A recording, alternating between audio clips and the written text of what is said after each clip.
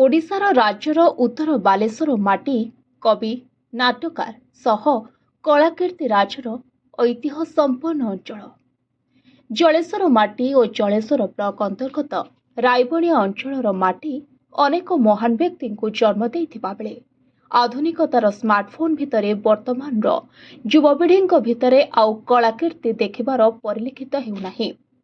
किंतु जलेश्वर ब्लॉक खुदियामाझी पंचायत बेहेरा साहिर श्रीमंत घोष और माँ पंकजिनी घोष को कनिष्ठ पुओ अजय कुमार घोष को देखिले माटीर कलाकीर्ति राज्यर से चरित्र और चित्र आखिरे झलसी हुए।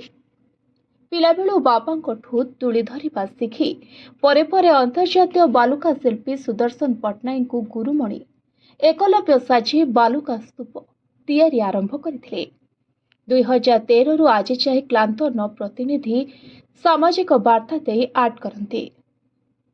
2019 और 2023 रे अंतर्जातिक बालुका कला महोत्सव कोणार्क पाई जॉइन होइतिले।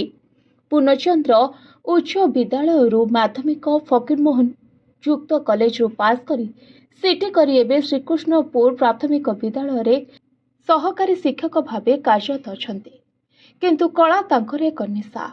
एहा मध्यरे 2021 रे 10,000 स्क्वायर फुट परिमिति जगह रंगोली आर्ट करी इंडिया बुक ऑफ रिकॉर्ड करिसेंती। हरियाणा आर्टिस्ट अवार्ड अनेक संबर्धना अनेक सम्मान मिली तांको।